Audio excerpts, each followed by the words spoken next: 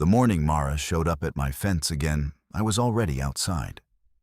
I had my laser measure clipped to my belt loop, a printed copy of the CC and Rs folded in my back pocket, and a cup of coffee going cold on the deck railing.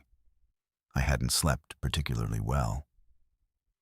I had been up until almost midnight reading the same 2 paragraphs of a homeowner association document that any reasonable adult could interpret in about 45 seconds. When she appeared at the property line with her clipboard and her sunglasses pushed up on her head like she was about to direct air traffic, I turned around, looked at her, and then turned back to the swing set. I took the laser measure off my belt. I held it at the base of the center post. I pressed the button, 6 feet 11 inches. She said something from the fence. I don't remember exactly what, because I was writing the number down in a small notebook I kept in my shirt pocket. I capped the pen. I picked up my coffee. I went inside.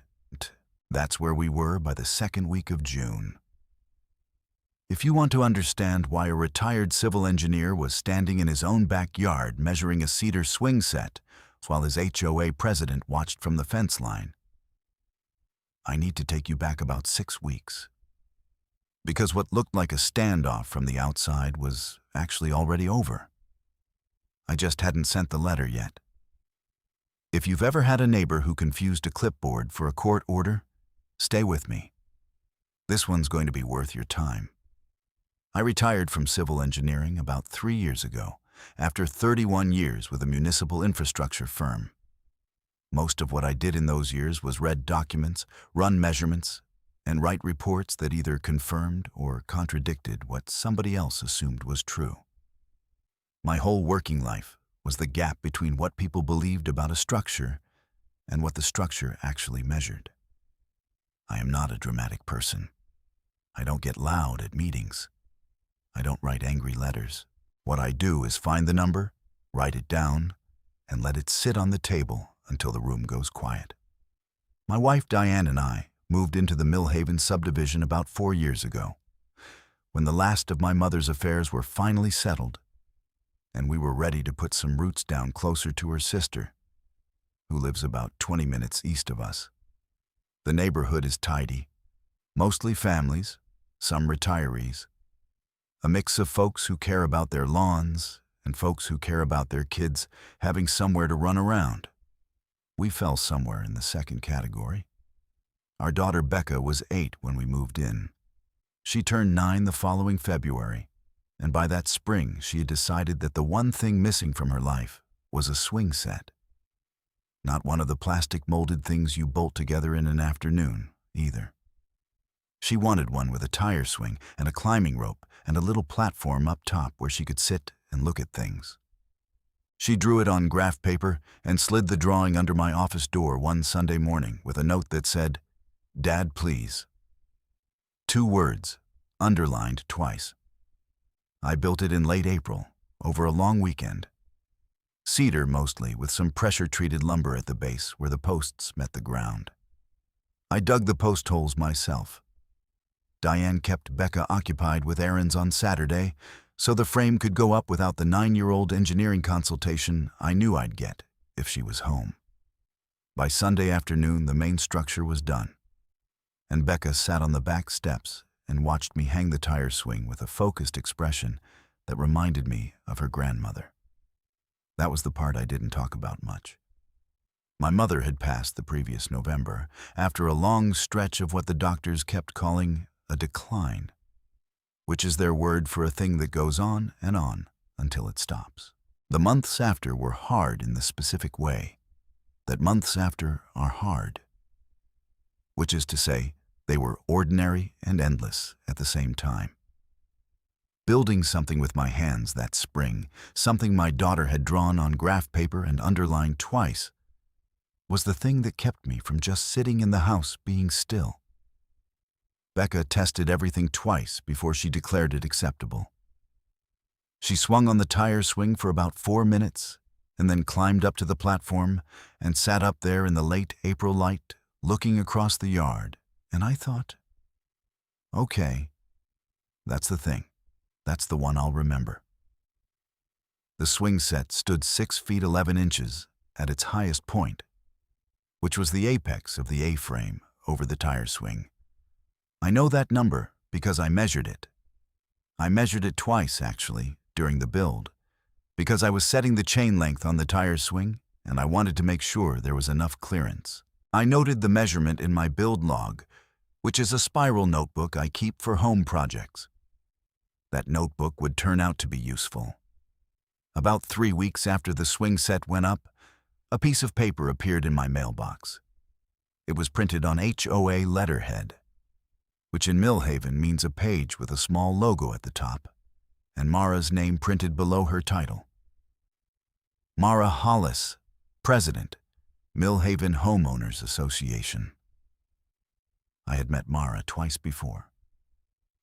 Once at a neighborhood cookout the previous summer, where she had explained at length the approved fence height requirements to a man who had been a resident for 11 years and clearly already knew them. Once at a board meeting, I attended for about 40 minutes before leaving to watch a baseball game with Becca.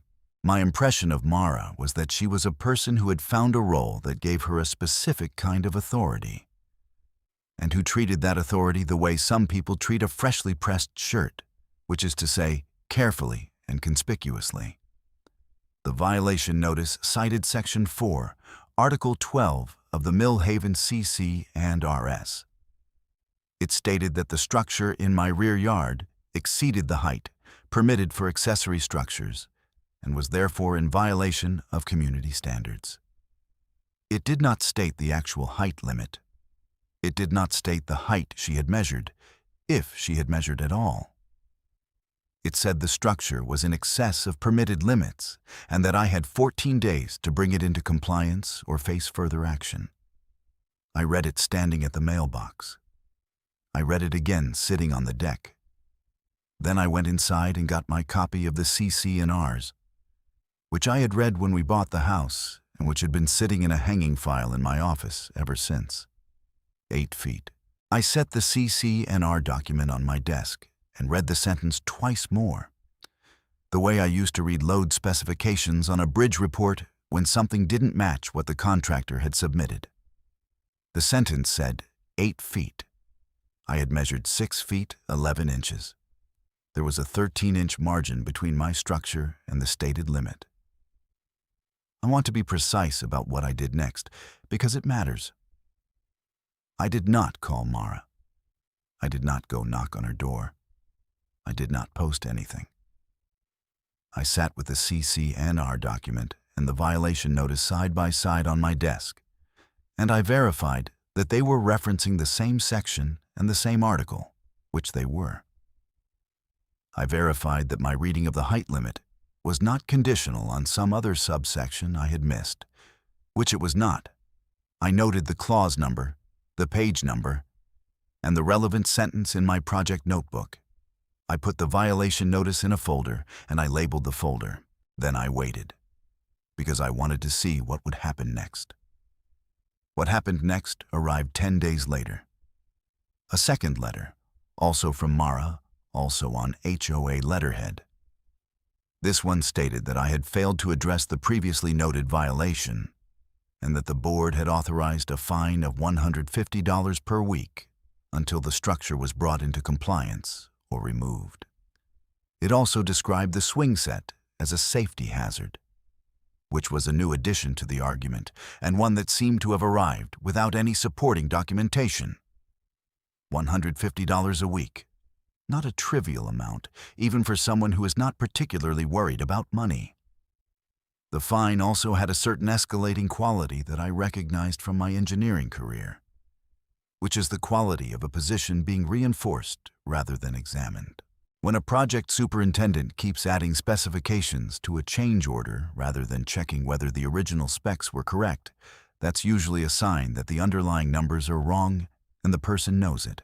I mentioned this to Diane that evening, not with any particular urgency, more as an observation. She was at the kitchen table going through some paperwork of her own, and she looked up and said, "Have you measured it?" I told her I had measured it during the build. She said, Have you measured it since the letter? I hadn't. Not yet. She went back to her papers.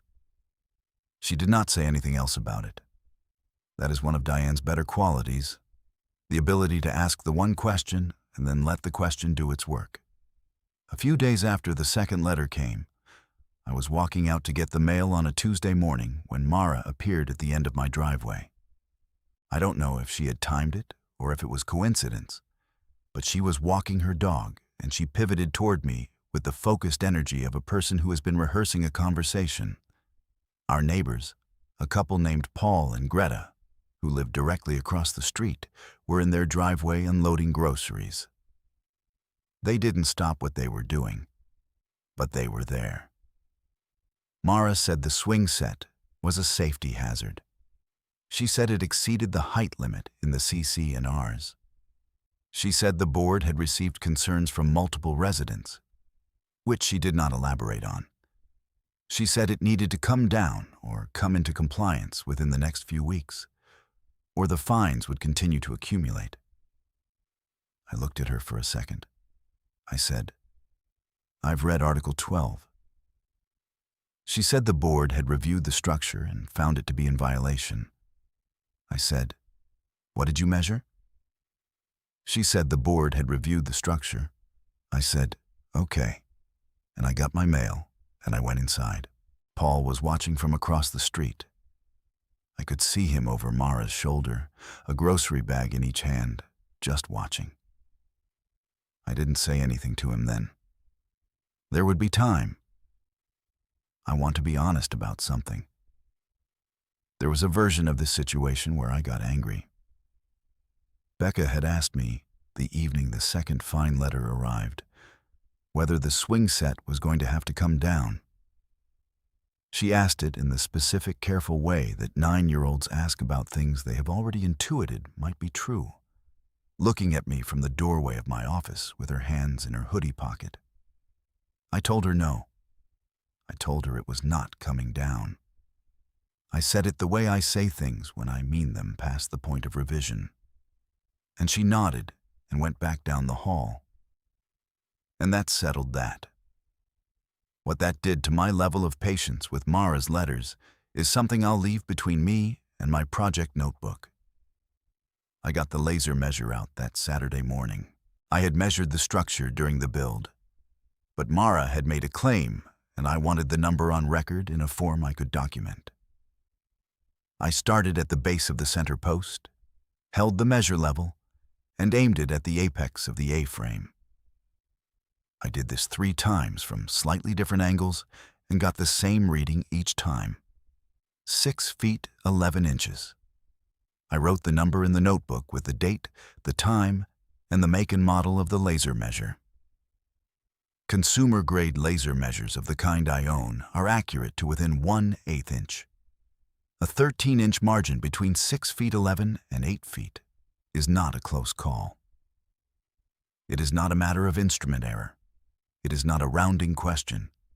It is 13 inches. I sat at my desk for a little while after that. I had my CC&R copy open to Section 4, Article 12. I had the violation letter. I had the fine letter. I had the notebook with the measurement. I thought about the 48 violation notices I had written over the course of my career when contractor specifications didn't match field measurements, and about the way every single one of them had been resolved, which was with the actual number on a piece of paper in a room where everyone could see it. I sent Mara a single certified letter. It was 2 paragraphs long. The first paragraph cited Section 4, Article 12 of the Millhaven CC and Rs, by section number, article number, and page number.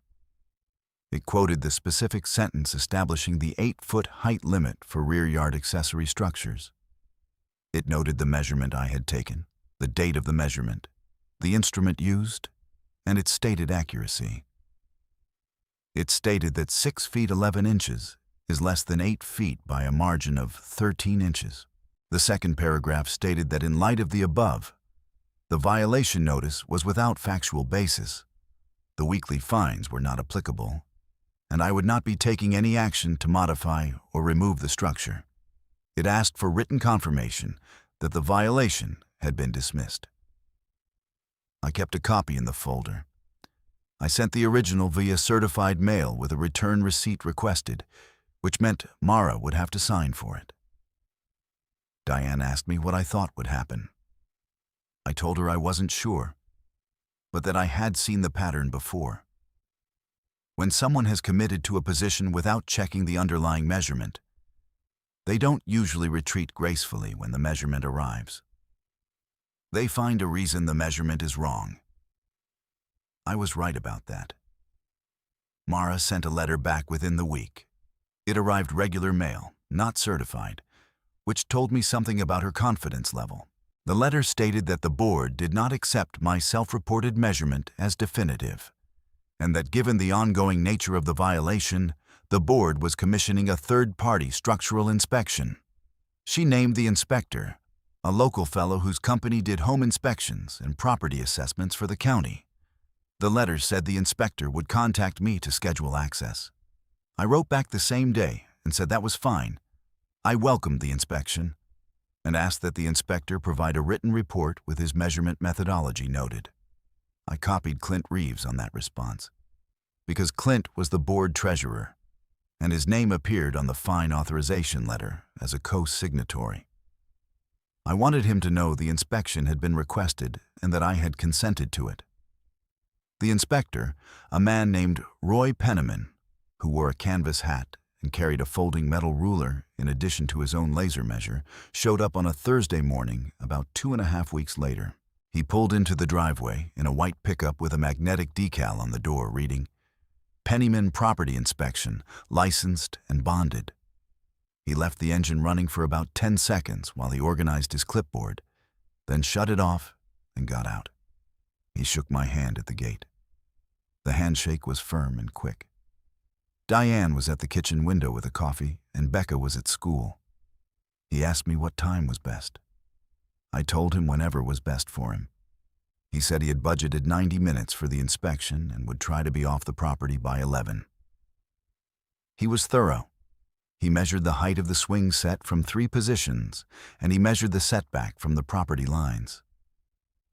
He used the folding metal ruler for the post diameter and the laser measure for the height. He measured the slope of the ground at the base of each post and recorded the readings in a small ledger printed with grid squares. He took photographs of the swing set from 4 angles, including one from the back of the structure where the chain attached to the crossbeam. He asked me a couple of questions about the construction, which I answered from my build notes. I had the spiral notebook open on the picnic table. He read the entries from late April, found the line where I had recorded the original measurement during the build, and copied it onto his own page. He wrote things down in a hardcover field notebook that looked a lot like mine. The same brand, same size, same gridded paper. He had a small mechanical pencil clipped to the spine. He drew a clean elevation sketch of the swing set in the field notebook with the dimensions labeled. The sketch took him about 4 minutes. He held it up so I could see it before he closed the cover. He said, "Mr. Fletcher, do you have any concerns about my methodology before I leave?" I said I did not. He said he would also be running a setback measurement against the rear lot line per the CC and RS requirement, which I had not been cited for, but which he had been asked to verify by the board. I told him I welcomed it. He measured the rear setback at 14 feet 6 inches from the back fence. He measured the side setback at 11 feet 2 inches. Both readings cleared the recorded minimums by a wide margin. He noted them on his page and underlined them once. Before he left, he said, "This looks like a standard residential playset installation." He said it without inflection, the way a man states a fact when he has reached one. I asked him if he needed anything else from me. He said he'd send the report to the board and that he would also mail me a copy on request. I asked for the copy in writing on the spot.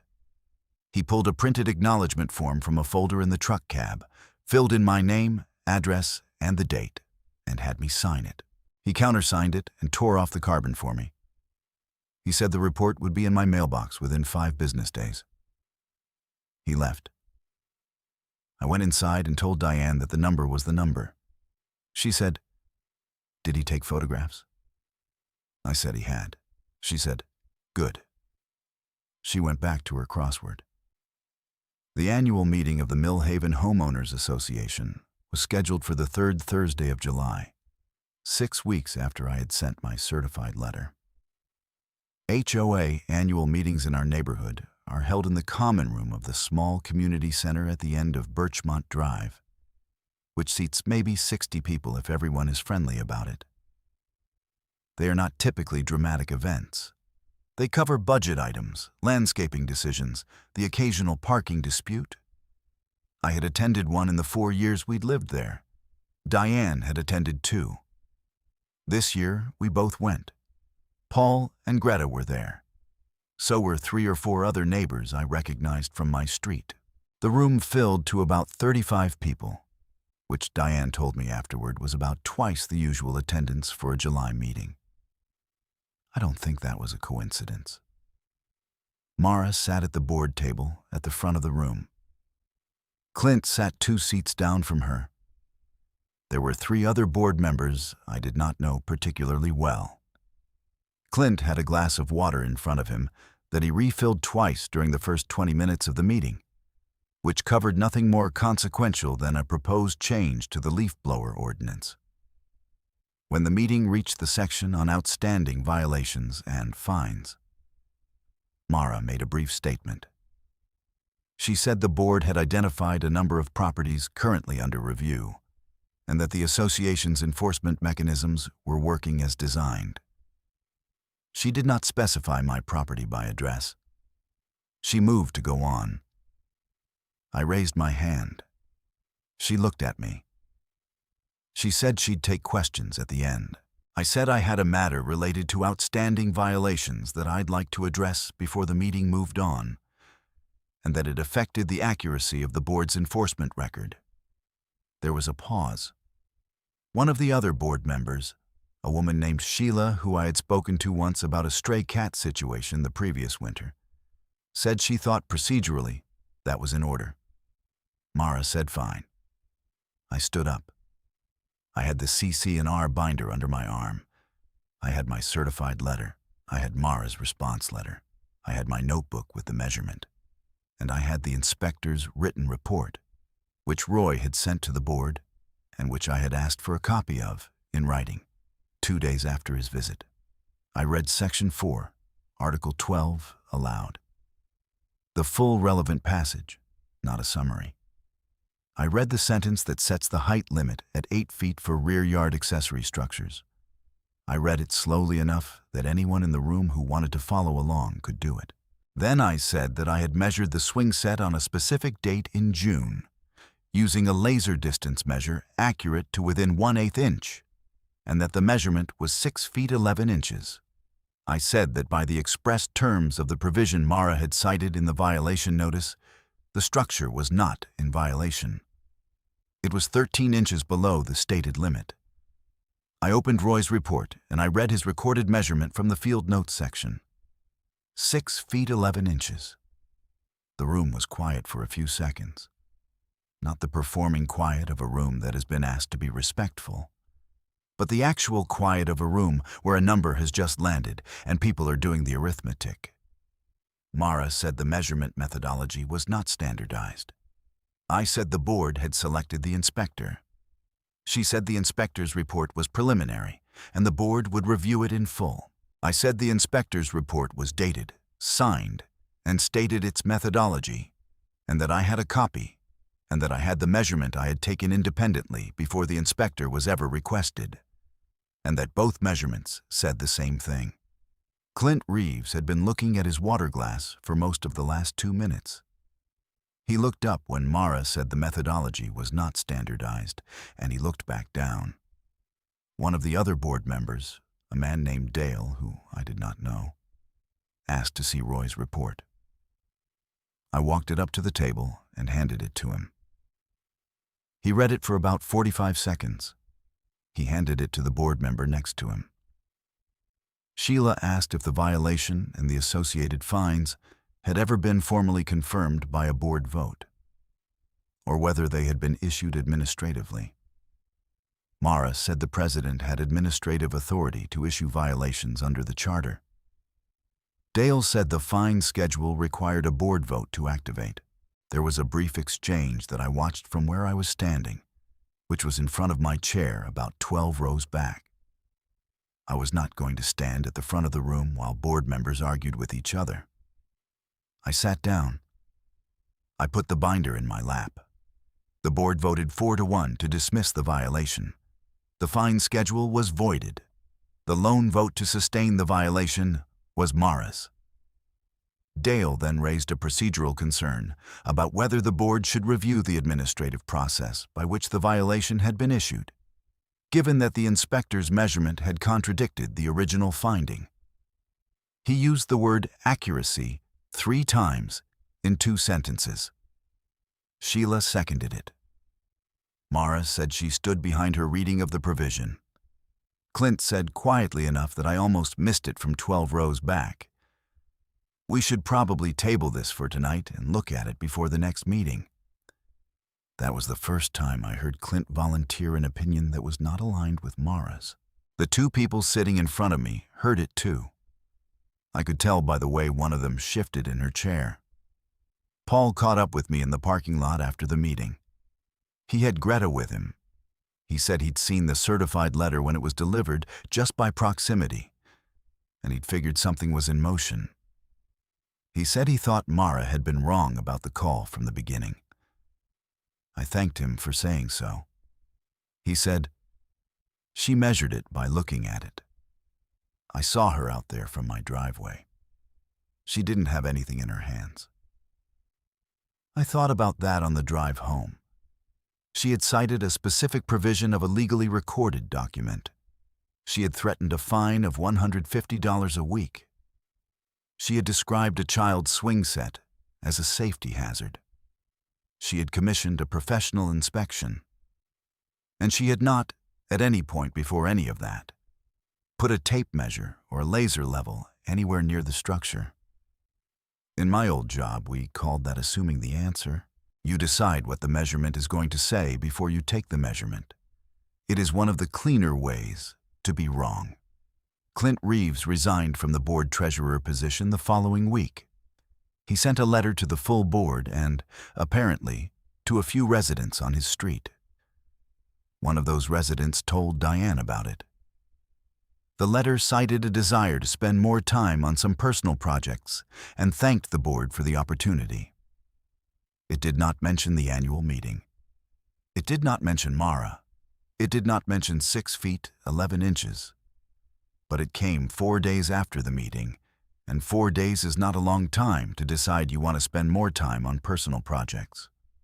Paul came across the street the Sunday after Clint's letter went out. He had a pair of garden shears in his hand from working in his front bed, and he stopped at the end of my driveway and waved me over. He said, "Did you hear about Clint?" I told him I had. He said, "Greta talked to his wife yesterday. She said Clint had been sleeping badly since the swing set letters started going out. He told her at the time he didn't think the numbers added up, but that Mara wouldn't budge." Paul rubbed the back of his neck with the wrist of the hand holding the shears. "He should have said so out loud," Paul said. "I know," I said. We stood at the foot of the driveway for a minute longer. Becca was on the swing set behind the house. We could hear the chain creaking through the side gate. Paul said, "I'm sorry I didn't say anything to you sooner. About the mailbox." I told him he had said something at the meeting just by being in the room. He said he hoped that counted. I said it did. He went back across the street. Sheila called me on a Wednesday evening about 10 days after the meeting. She introduced herself again, the way people do when they are not sure if you remember them. Even though I had measured the apex of my own swing set at 6 feet 11 inches in front of her and 40 other people.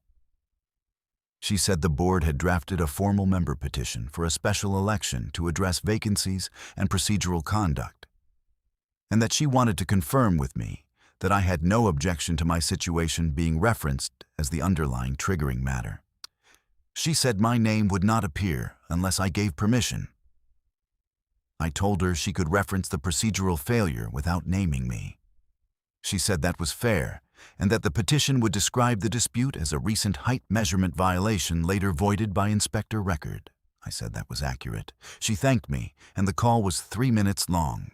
The special election to address board vacancies and, as it turned out, to address a formal member petition calling for a review of the HOA president's administrative conduct was held 6 weeks after the annual meeting. I did not attend that meeting. I had done what I needed to do at the July meeting. Diane went, mostly because she was curious and because she had opinions about the leaf blower ordinance that she had not fully expressed. She wore a navy cardigan and brought a printed copy of the proposed ordinance with handwritten notes in the margin. She said the parking lot at the community center was full when she arrived at 6:50. She had to park 3 doors down on a side street and walk back. She came home and told me Mara had lost her board seat in the member vote. 4 other candidates had run and been elected. The vote was 61-12 in favor of the petition's procedural review. The vote on Mara's seat specifically was 43-14 against her remaining. Mara had given a speech before the vote that Diane described as very organized and very confident, and not particularly responsive to what was actually being asked. That matched my experience of her exactly. Diane said Mara had referenced the integrity of the enforcement process twice in the speech, and that she had ended on a line about volunteers being unfairly criticized for trying to maintain community standards.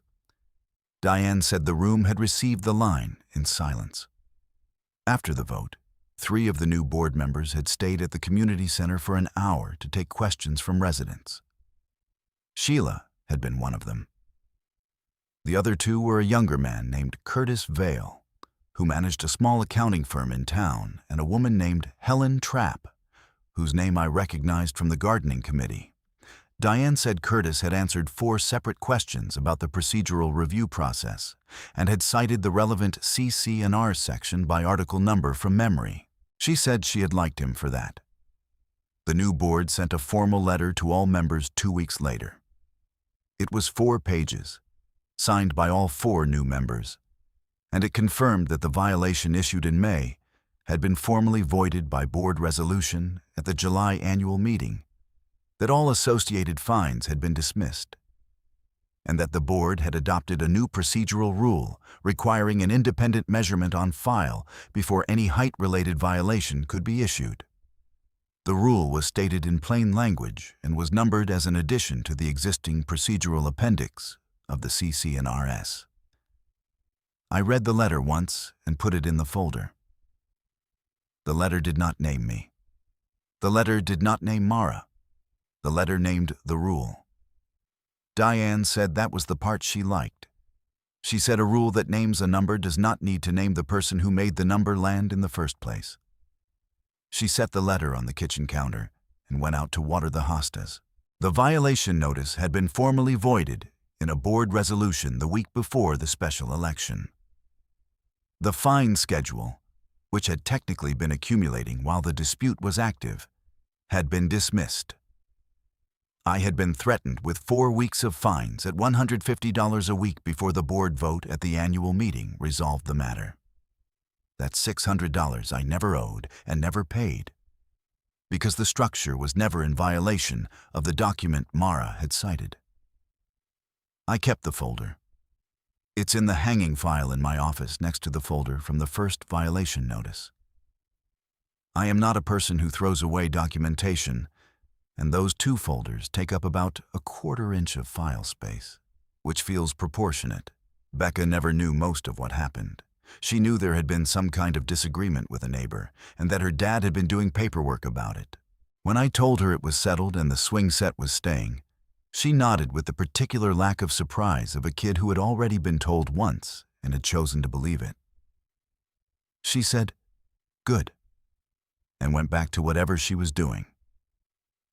That was the right response, honestly.